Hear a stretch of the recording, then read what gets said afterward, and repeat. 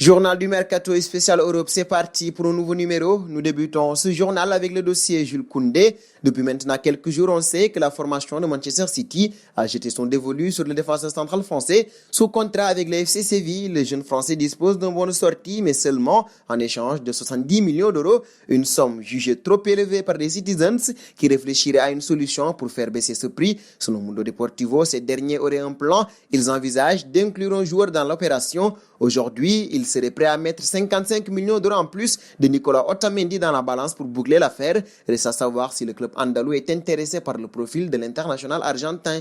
Nous passons à Tottenham désormais avec Dele Alli. En froid avec José Mourinho, le milieu anglais devrait s'en aller des Spurs avant la fin du mercato. Mais selon les informations du Télégraphe, le président des Spurs, Daniel Levy, n'a aucunement l'intention de vendre Dele Alli à moins d'une offre faramineuse. La seule option pour un départ du milieu de 24 ans est sous la forme d'un prêt sec d'une seule saison, sans option d'achat pour que le joueur revienne chez les Spurs à l'été 2021. Le PSG et l'Inter sont les deux clubs les plus intéressés par l'opportunité d'Dele Alli, lequel est lié aux Spurs jusqu'en 2024.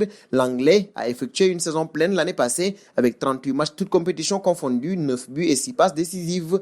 Un bon chez les Red Devils désormais. Ici, la prestation du duo Harry Maguire-Victor Lindelof en charnière centrale n'a fait que remettre le dossier d'Ayoub Upamecano sur le dessus de la pile. Le défenseur français du RB Leipzig avait déjà été ciblé par le club mancunien et de nombreux médias affirmaient d'ailleurs à la fin du mois d'août qu'il était une priorité des recruteurs. Selon Sky Sport et le Daily Telegraph, Manchester United serait à nouveau sur les pas de l'international français, titulaire lors de la première journée de championnat avec le demi-finaliste de la dernière Ligue des Champions. Upamecano a prolongé en juillet son contrat jusqu'en 2023, mais selon certaines sources, une clause de 50 millions d'euros aurait été intégrée à ce contrat, ce qui pourrait permettre aux Red Devils de passer prochainement à l'action, mais le temps presse et le club allemand ne verra sans doute pas d'un bon œil la perspective de perdre si tardivement un titulaire chargé à Manchester United de se montrer suffisamment convaincant, et ça, rapidement.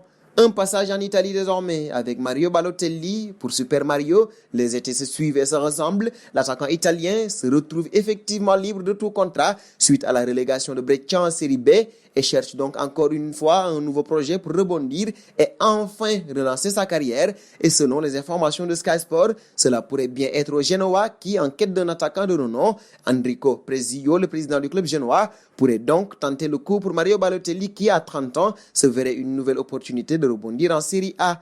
Un pas en Allemagne désormais, cela fait déjà un petit moment que le Bayern Munich est sur les rangs pour accueillir Serginho Dest. Aujourd'hui, les discussions seraient très avancées avec l'Ajax Amsterdam et un accord serait même proche d'aboutir. Selon les dernières informations du média AD, le jeune latéral droit de 19 ans devrait évoluer avec le club bavarois cette saison. L'international américain qui a repoussé le Barça pour rejoindre le champion d'Allemagne pourrait débarquer rapidement si aucun chiffre n'a circulé concernant l'indemnité de transfert. Les lanciers réclament depuis plusieurs semaines près de 25 millions d'euros. Nous voici en Espagne désormais avec le dossier Santiago Arias. Selon le média allemand Kicker, Andrea Berta, le directeur sportif de l'Atlético de Madrid, a inclus le PSG dans la liste des prétendants pour Santiago Arias.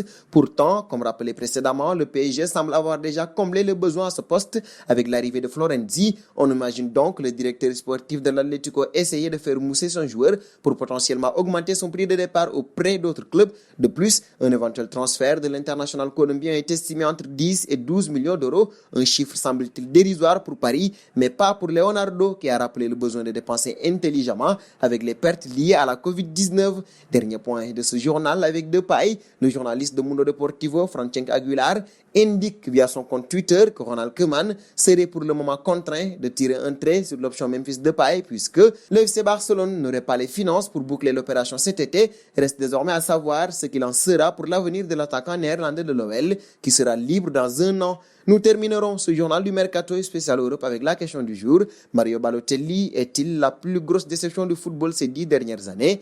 Vos réponses seront entendues en commentaire. Et c'est donc terminé pour ce journal du Mercato spécial Europe. Chers amis internautes qui nous suivez d'un peu partout, la famille Afrique Sport s'élargit de jour en jour. Pour nous aider à faire grandir notre chaîne, n'hésitez pas à vous abonner sur Afrique Sport pour ne rien manquer du marché des transferts.